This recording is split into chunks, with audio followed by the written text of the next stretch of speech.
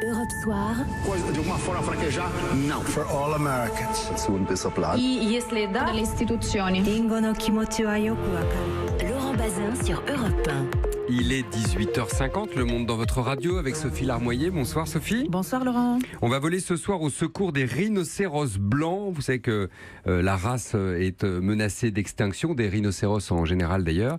En Afrique du Sud, on a mis au point une méthode assez originale qu'on va découvrir maintenant pour décourager les trafiquants.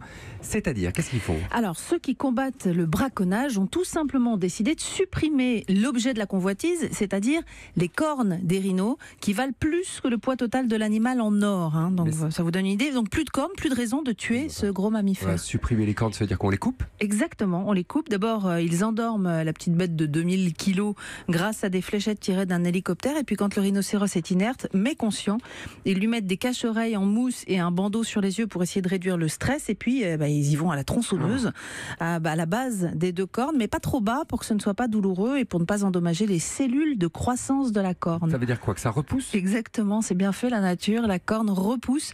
Mais enfin, du coup, il faut recommencer tous les 18 mois à 2 ans. Et en plus, pas question de décorner un rhino et pas son voisin, parce que sur un même territoire, ils doivent tous être amputés de leur corne. Sinon, ils se battent de manière inégale. Exactement. Certains seraient rendus vulnérables par le fait de ne plus avoir de cornes en cas de bagarre. Donc ça coûte cher, évidemment. Et ça ne peut concerner que des petites ou des moyennes réserves. Est-ce que ça décourage les braconniers? Est-ce que ça marche? Alors, ça marche pas à 100%, parce qu'il y a toujours des barbares qui tuent pour attraper la base de la corne qui reste. Mais globalement, oui, les résultats sont très bons. Par exemple, dans la province du KwaZulu-Natal, au sud-est du pays, d'Afrique du Sud, dans les années 2010-2015, environ 25% des rhinos abattus l'étaient sur des réserves privées. Et bien sur ces réserves, où les vétérinaires ont coupé les cornes depuis 2 ans et demi, cette mortalité est tombée à 5% du total des victimes. Donc ces équipes reconnaissent que c'est pas l'idéal, ça reste violent évidemment d'amputer ces animaux de leurs cornes, mais c'est un mal pour un bien qui permet de gagner du temps. Et le temps, c'est précieux, j'imagine. Oui, parce que vous avez parlé d'extinction. Exactement. Par exemple, en Afrique du Sud, qui est le pays quand même où il reste la plus grosse population de rhinocéros, plus de 1000 sont abattus chaque année. En Afrique, il reste environ 20 000 rhinos blancs du Sud. Des rhinos noirs, on en compte un peu plus de 5000. En revanche, le dernier des rhinos blancs du Nord est mort en mars. Vous vous souvenez peut-être, on en avait parlé, il s'appelait Soudan. Exactement. Il n'y a plus qu'à espérer que ces gamètes qui avaient été prélevées puissent être utilisées pour une fécondation. Quant aux rhinos d'Asie, ils sont menacés également avec à peine plus de 3000 survivants. Bon, on va essayer de sauver les rhinos. Ah oui, on sait pas mal de choses, voilà. En tout cas, on en a appris beaucoup. On va prendre maintenant la direction du Brésil.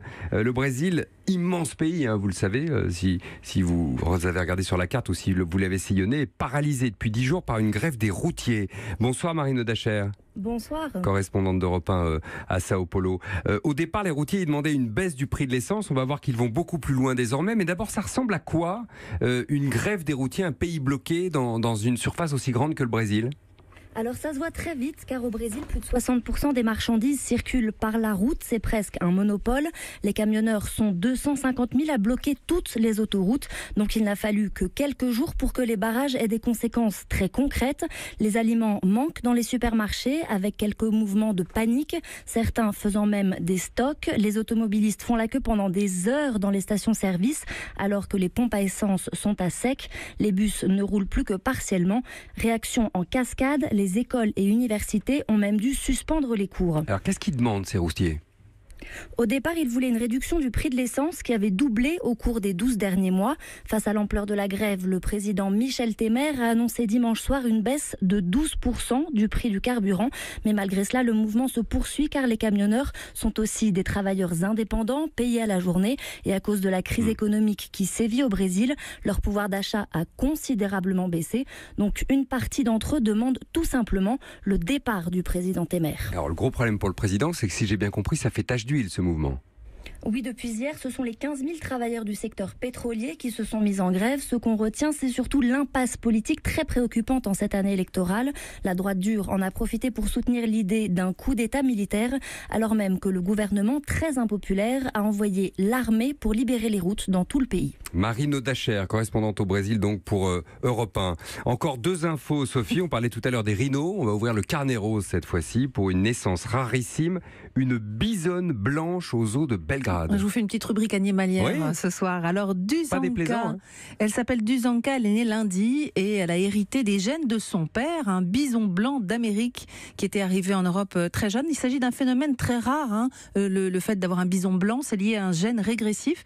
Et pour beaucoup de peuples amérindiens, la naissance d'un bison blanc, en particulier d'une femelle, est le signe d'un heureux présage.